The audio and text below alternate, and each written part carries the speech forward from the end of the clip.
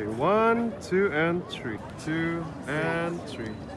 2 and 3. Yeah.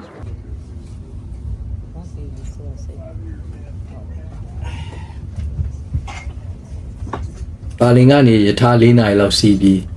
Czech Republic နိုင်ငံရဲ့မြို့တော် Prague ကိုရောက်လာခဲ့ကြတယ်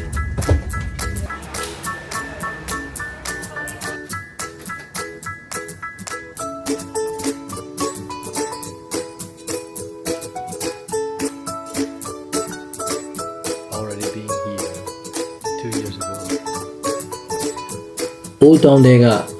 Iron Gate ဆိုတဲ့ hotel မှာတည်ကြတယ် UNESCO ထိန်းသိမ်းထားတဲ့14ရာစုကစောက်ခဲ့တဲ့ရှေးကြတဲ့အဆောက်အဦတစ်ခုပေါ့။တွားရေးလာရေးအရန်ဆင်ပြေတဲ့နေရာမှာရှိပြီးခန်းလေးကလည်းမဆိုးလာဘူးလေ။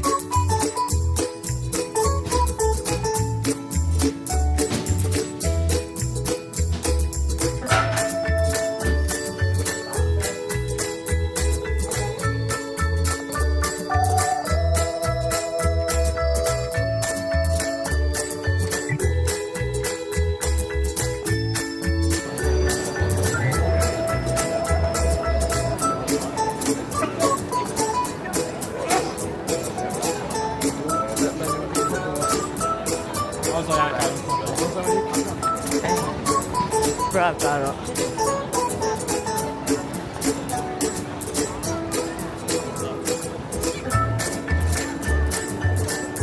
ခဏနားပြီးတာနဲ့အနားက Town Square ကိုလာလျှောက်ထွက်ခဲ့ကြတယ်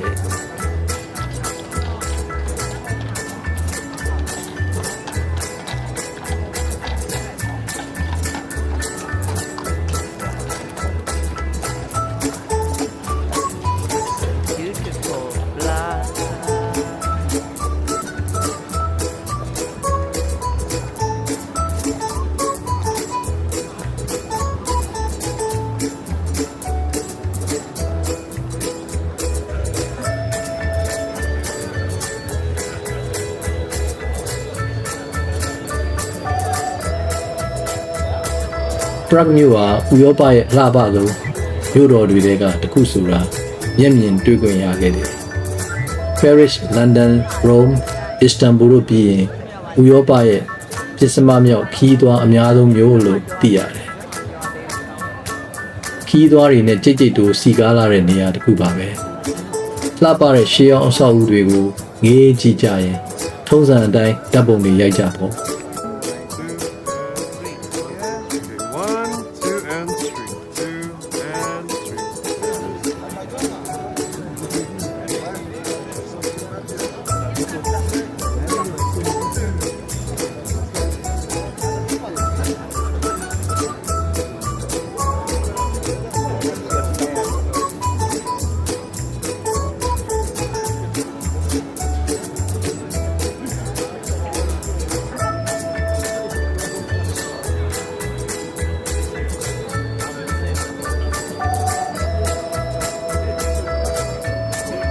Town Square မှာအထင်ကြီးတစ်ခုဖြစ်တဲ့1410ခုနှစ်တည်းကစခဲ့တဲ့ Astronomical Cloud ရှေ့ကလူအုပ်ထဲမှာရိုက်ရင်းတနားရီတခါခေါင်းလုံးသံပေးပြီးထွက်လာတဲ့အရုပ်ကလေးတွေကိုကြည့်ခဲ့ကြတယ်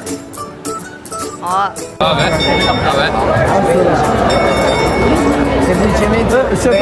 si vengono fuori delle figurine e girano le cose. Ma non è una persona vera, quello là dentro. Sì, sono tutti santi là, li hanno resuscitati per ogni schiaffo. Sono quelli che hai tirato giù. Sta facendo? Gli è proprio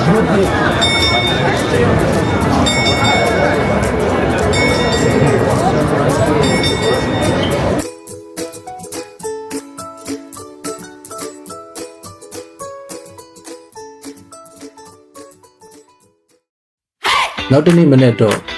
Prague ကိုဖြတ်စီးနေတဲ့ Vltava မြစ်ပေတောင်ကုန်းပေါ်က State Vindas လို့ခေါ်တဲ့ Cathedral ကို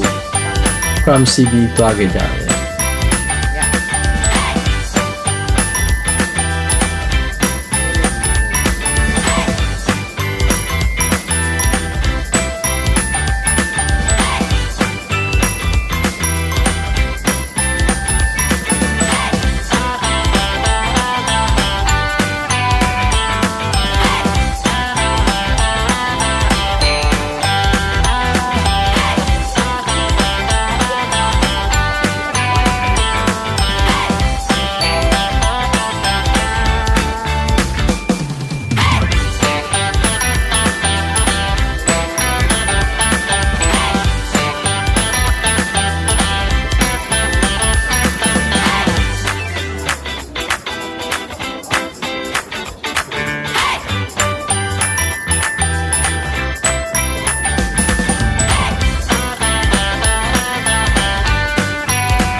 1344ခုနှစ်ကစဆောက်ခဲ့တဲ့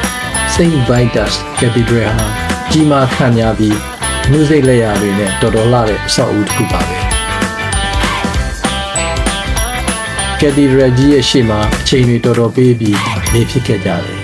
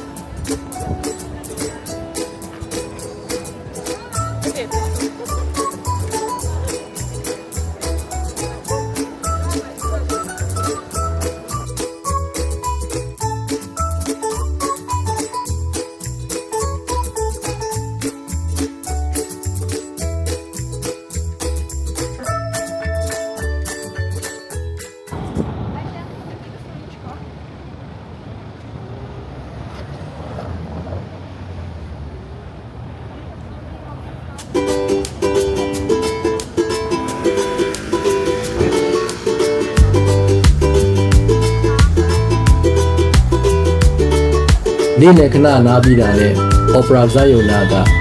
ရေကမ်းတစ်ပေးမှာလမ်းလျှောက်ဘင်းငင်းခံရင်ရှုခင်းတွေကြည့်ရင်ပန်းပြေကြတယ်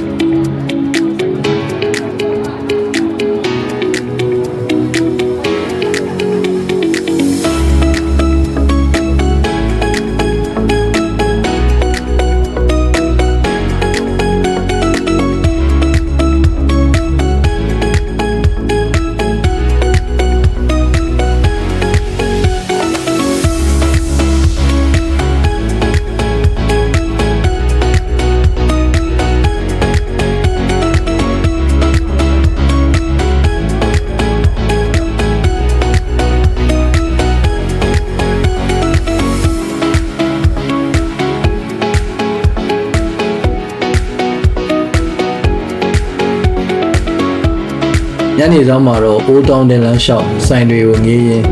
Prague ရဲ့နာမည်ကျော် Charles Bridge ကိုပတ်ခဲ့ကြတယ်။ထုံးစံအတိုင်းတရားပေါ်မှာလူတွေနဲ့ကြိတ်ကြိတ်တူပေါ့။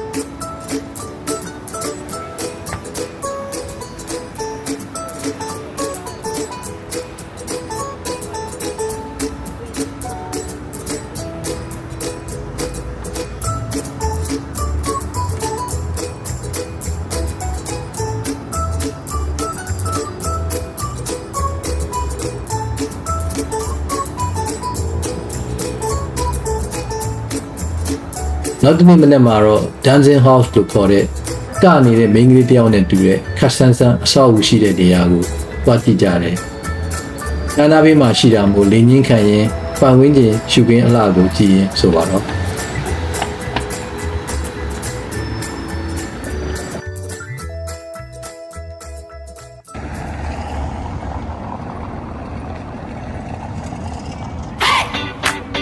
အဲ့ဒီကမှအင်္ဂလိပ်လို Lesser Town လို့ခေါ်တဲ့ Mala Srana ကိုတွားကြတယ် Little Side of the River လို့အဓိပ္ပာယ်ရတာ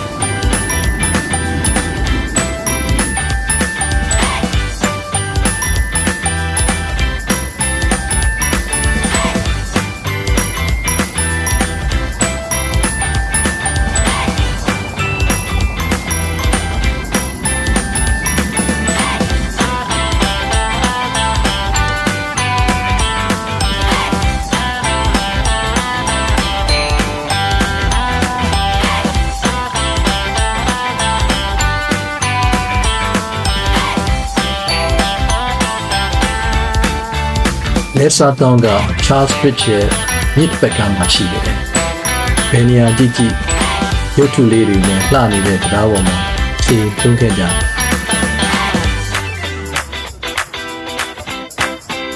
มีเพื่อนเขาเนี่ยด้วย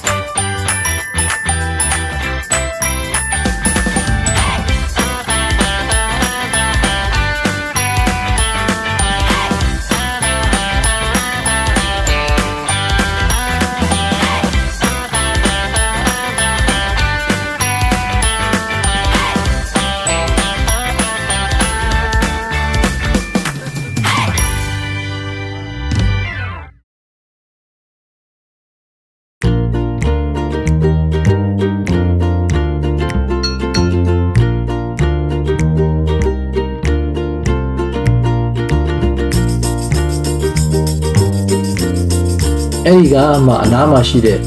John Lennon ထိမ့်မှတ် Lennon Wall ရှိတဲ့နေရာကိုသွားခဲ့ကြတယ်။1980မှာ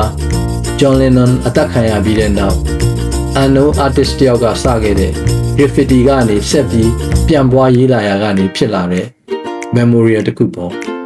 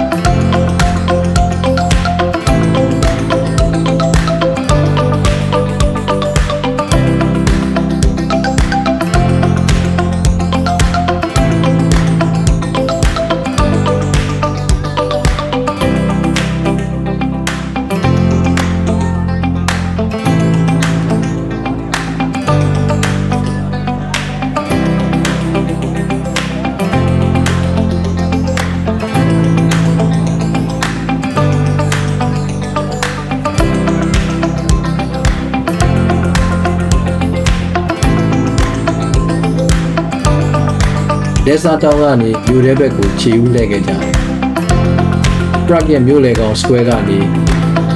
National Historical Museum ဘက်ကိုလမ်းလျှောက်ခဲ့ကြတယ်။ Paris, London, Rome, Oslo တို့ကလိုအဓိကမြို့လေလမ်းမကြီးတစ်ခုပေါ့။လူတွေနဲ့စီကားနေတဲ့လမ်းမပေါ်လမ်းလျှောက်ရင်းပုံငေးဒီငေး souvenir shop တွေမှာဝင်ကြည့်နေအေးချမ်းချမ်းလေးကုန်ဆုံးခဲ့ကြတယ်။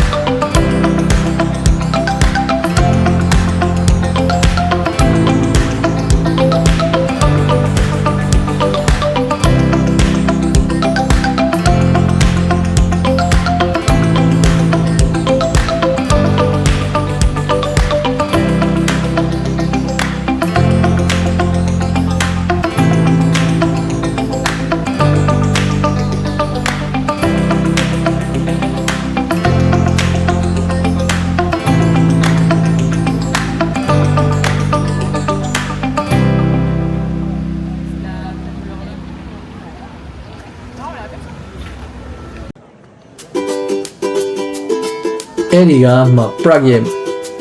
တခြားလက်မှတ်တစ်ခုဖြစ်တဲ့ rotating Kafka head ကိုတွားကြည့်ကြတယ်။24တန်လေးတဲ့ stainless steel အတုံးကြီးတွေရွေ့ရင်မျက်နှာတစ်ဖက်ကနေတစ်ဖက်ကိုရွေ့သွားတာကိုလူတွေတိုးဝှေ့ကြည့်ကြတဲ့နေရာတစ်ခုပေါ့။